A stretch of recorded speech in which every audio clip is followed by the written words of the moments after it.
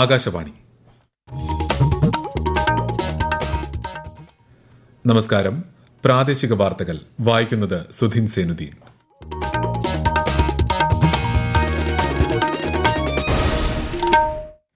പ്രധാന വാർത്തകൾ. രാജ്യത്ത് തിരഞ്ഞെടുപ്പ് പ്രചാരണം ഊർജിതമാക്കി മുന്നണികൾ. 4ാം ഘട്ടത്തിന്റെ പരസ്യ പ്രചാരണം നാളെ അവസാനിക്കും. സംസ്ഥാനത്ത് വിവിധ ഇടങ്ങളിൽ ഇന്നും ഡ്രൈവിംഗ് ടെസ്റ്റ് മുടങ്ങി. ടെസ്റ്റ് തടസ്സപ്പെടുത്തുന്ന നടപടികളിൽ നിന്നും പ്രതിഷേധക്കാർ പിന്മാറണമെന്ന് മന്ത്രി കെ.ബി. ഗണേഷ് കുമാർ. ജസ്ന തിരോധാന കേസിൽ തുടരന്വേഷണം നടത്താൻ തിരുവനന്തപുരം CJM കോടതി ഉത്തരവ്. തമിഴ്നാട്ടിലെ ശിവകാശിയിൽ പടക്കശാലയിലുണ്ടായ സ്ഫോടനത്തിൽ മരിച്ചവരുടെ എണ്ണം 10. പരിക്കേറ്റവർക്ക് വിദഗ്ധ ചികിത്സ ഉറപ്പാക്കുമെന്ന് മുഖ്യമന്ത്രി M.K. സ്റ്റാലിൻ. IPL ക്രിക്കറ്റിൽ ഇന്ന് Gujarat Titans Chennai super Kings പോരാട്ടം. വാർത്തകൾ വിശദമായി. രാജ്യത്തെ വിവിധ സംസ്ഥാനങ്ങളിൽ ലോക്സഭാ തെരഞ്ഞെടുപ്പിന്റെ അവശേഷിക്കുന്ന ഘട്ടങ്ങളിലേക്കുള്ള പ്രചാരണം ഊർജിതമായി പുരോഗമിക്കുന്നു. 4ാം ഘട്ട തെരഞ്ഞെടുപ്പിന്റെ പരസ്യ പ്രചാരണം നാളെ അവസാനിക്കും. രാഷ്ട്രീയ കക്ഷികളുടെ മുതിർന്ന നേതാക്കളെല്ലാം തന്നെ പ്രചാരണ രംഗത്ത് സജീവമാണ്. പ്രധാനമന്ത്രിയും മുതിർന്ന BJP നേതാവുമായ നരേന്ദ്രമോദി ഇന്ന് തെലങ്കാനയിലും ഒഡീഷയിലും തിരഞ്ഞെടുപ്പ് പ്രചാരണത്തിനിറങ്ങും. കേന്ദ്രമന്ത്രിയും മുതിർന്ന BJP നേതാവുമായ അമിത്ഷാ പശ്ചിമബംഗാളിലെ വിവിധ ഇടങ്ങളിൽ പൊതുസമ്മേളനങ്ങളിലും റോഡ് ഷോയിലും പങ്കെടുക്കും. അതേസമയം കോൺഗ്രസ് നേതാവ് രാഹുൽ ഗാന്ധിയുടെയും സമാജ്വാദി പാർട്ടി നേതാവ് അഖിലേഷ് യാദവിന്റെയും നേതൃത്വത്തിൽ കാൺപൂരിൽ ഇന്ന് സംയുക്ത പൊതുയോഗം സംഘടിപ്പിക്കും. 6ാം ഘട്ട ലോക്സഭാ തെരഞ്ഞെടുപ്പിന്റെ നാമനിർദ്ദേശ പത്രിക പിൻവലിക്കാനുള്ള സമയപരിധി അവസാനിച്ചു. 6 സംസ്ഥാനങ്ങളിലെയും ഡൽഹി, ജമ്മു കശ്മീർ എന്നിവിടങ്ങളിലേതും ഉൾപ്പെടെ 58 പാർലമെന്റ് മണ്ഡലങ്ങളിലാണ് ഈ ഘട്ടത്തിൽ വോട്ടെടുപ്പ് നടക്കുക. ഈ മാസം 25-നാണ് വോട്ടെടുപ്പ്. ഡൽഹിയിലെയും ഹരിയാനയിലെയും മുഴുവൻ മണ്ഡലങ്ങളിലും, ഉത്തർപ്രദേശിലെ 14-ഉം, ബീഹാറിലെയും പശ്ചിമബംഗാളിലെയും 8-ഉം, ഒഡീഷയിലെ 6-ഉം, ഝാർഖണ്ഡിലെ 4-ഉം, ജമ്മു കശ്മീരിലെ 1 മണ്ഡലത്തിലും 6ാം ഘട്ടത്തിൽ വിധിയെഴുതും. മധ്യപ്രദേശിലെ ബേതുൽ ലോക്സഭാ മണ്ഡലത്തിലെ 4 പോളിംഗ് സ്റ്റേഷനുകളിൽ റീപോളിംഗ് പുരോഗമിക്കുന്നു. 3037 വോട്ടർമാരാണ് 4 പോളിംഗ് കേന്ദ്രങ്ങളിലായി വോട്ട് രേഖപ്പെടുത്തുന്നത്. രാവിലെ 7 മണിക്ക് ആരംഭിച്ച വോട്ടെടുപ്പ് വൈകുന്നേരം 6 മണിക്ക് അവസാനിക്കും. ഈ മാസം 7-ന് നടന്ന 3ാം ഘട്ട തെരഞ്ഞെടുപ്പിലാണ് ബേതുലിൽ വോട്ടെടുപ്പ് നടന്നത്.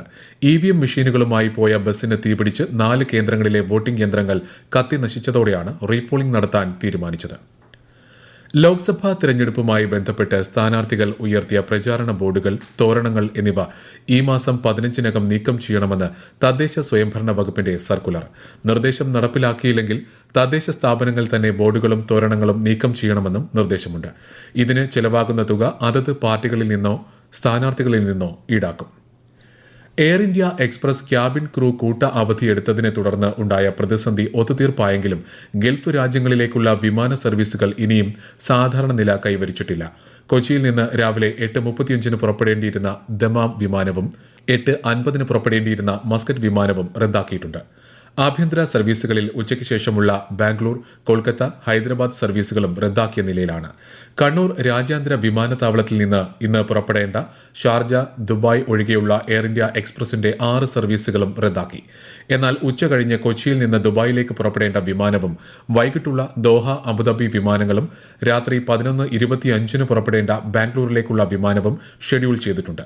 അതേസമയം വിമാനങ്ങൾ റദ്ദാക്കിയതിനെ തുടർന്ന് യാത്രക്കാർക്ക് നേരിട്ട ബുദ്ധിമുട്ടുകൾ പരിഹരിക്കാൻ നടപടികൾ പുരോഗമിക്കുകയാണെന്ന് എയർ ഇന്ത്യ എക്സ്പ്രസ് അറിയിച്ചു. ഡ്രൈവിംഗ് ടെസ്റ്റിലെ പുതിയ പരിഷ്കാരങ്ങൾക്കെതിരെ ഡ്രൈവിംഗ് സ്കൂൾ അസോസിയേഷന്റെ നേതൃത്വത്തിൽ നടക്കുന്ന സമരം ഇന്നും തുടരുന്നു.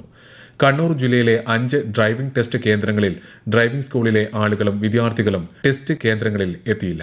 പയ്യന്നൂരിൽ രാവിലെ പ്രതിഷേധ ജാഥ നടന്നു. അതേസമയം സംസ്ഥാനത്ത് ഡ്രൈവിംഗ് ടെസ്റ്റ് കുറ്റമറ്റ രീതിയിൽ നടത്തുന്നതിന് കൈക്കൊള്ളുന്ന നടപടികൾ തടസ്സപ്പെടുത്താനുള്ള ശ്രമങ്ങളിൽ നിന്ന് പിന്മാറണമെന്ന് ഗതാഗത മന്ത്രി കെ.ബി. ഗണേഷ് കുമാർ പറഞ്ഞിരുന്നു.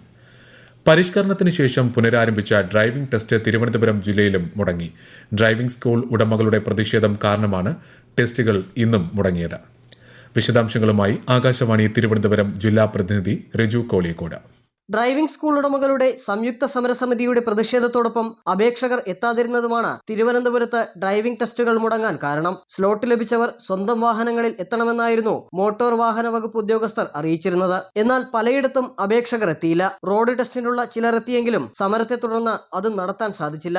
മുട്ടത്തറയിൽ പോലീസ് സംരക്ഷണത്തോടെ ഡ്രൈവിംഗ് ടെസ്റ്റ് നടത്താൻ ശ്രമിച്ചെങ്കിലും സമരക്കാരുടെ പ്രതിഷേധത്തെ തുടർന്ന് ടെസ്റ്റ് തടസ്സപ്പെട്ടു. മുട്ടത്തറയിൽ സമരക്കാർ റോഡിൽ കിടന്ന് പ്രതിഷേധിച്ചു. അതേസമയം ഡ്രൈവിംഗ് പരിഷ്കരണ പ്രചാരണത്തിൽ നിന്ന് പിന്മാറില്ലെന്നും എല്ലാവരും ഡ്രൈവിംഗ് ടെസ്റ്റുമായി സഹകരിക്കണമെന്നുമാണ് ഗതാഗത മന്ത്രി KB ഗണേഷ് കുമാറിന്റെ നിലപാട്. ജസ്ന തിരോധാന കേസിൽ തുടരന്വേഷണം നടത്താൻ ഉത്തരവ്. തുടരന്വേഷണം ആവശ്യപ്പെട്ട് ജസ്നയുടെ പിതാവ് നൽകിയ ഹർജിയിൽ തിരുവനന്തപുരം CJM കോടതിയുടേതാണ് ഉത്തരവ്. കേസിൽ തുടരന്വേഷണം ആവശ്യപ്പെട്ട് പിതാവ് ജെയിംസ് സീൽ ചെയ്ത കവറിൽ നൽകിയ തെളിവുകളുടെ അടിസ്ഥാനത്തിലാണ് അന്വേഷണം നടത്താൻ കോടതി ഉത്തരവിട്ടത്. പത്തനംതിട്ട വെച്ചൂച്ചിറ സ്വദേശി ജസ്നയെ 2018 മാർച്ച് 22-നാണ് കാണാതായത്. പ്രണയാഭ്യർത്ഥന നിരസിച്ച വിരോധത്തിൽ കണ്ണൂർ കൂത്തുപറമ്പിനടുത്ത് വലിയായിൽ വിഷ്ണുപ്രിയ എന്ന യുവതിയെ വീട്ടിൽ അതിക്രമിച്ചു കയറി കൊലപ്പെടുത്തിയ കേസിലെ പ്രതി കുറ്റക്കാരനെന്ന് കോടതി. തലശ്ശേരി അഡീഷണൽ ജില്ലാ സെഷൻസ് കോടതിയുടേതാണ് കണ്ടെത്തൽ. മാനന്തേരിയിലെ മുരിക്കോളി ശ്യാംജിത്താണ് പ്രതി.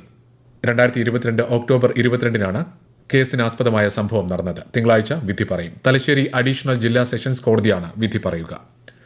തമിഴ്നാട്ടിൽ വിരുദുനഗർ ജില്ലയിലെ ശിവകാശിയിൽ പടക്കശാലയിലുണ്ടായ സ്ഫോടനത്തിൽ മരിച്ചവരുടെ എണ്ണം 10ആയി. 11 പേർക്ക് ഗുരുതരമായി പരിക്കേറ്റിട്ടുണ്ട്. രക്ഷാപ്രവർത്തനം വേഗത്തിലാക്കണമെന്നും പരിക്കേറ്റവർക്ക് മികച്ച ചികിത്സ ഉറപ്പാക്കണമെന്നും തമിഴ്നാട് മുഖ്യമന്ത്രി MK സ്റ്റാലിൻ നിർദ്ദേശിച്ചു. ഫാക്ടറി ഉടമയ്ക്കെതിരെയും നടത്തിപ്പുകാർക്കെതിരെയും കേസെടുത്തിട്ടുണ്ട്. ഈ വാർത്തകൾ ആകാശവാണിയിൽ നിന്ന്. ആകാശവാണി വാർത്തകളും വാർത്താധിഷ്ഠിത പരിപാടികളും all India radio news Thiruvananthapuram എന്ന യൂട്യൂബ് ചാനലിൽ ലഭ്യമാണ്.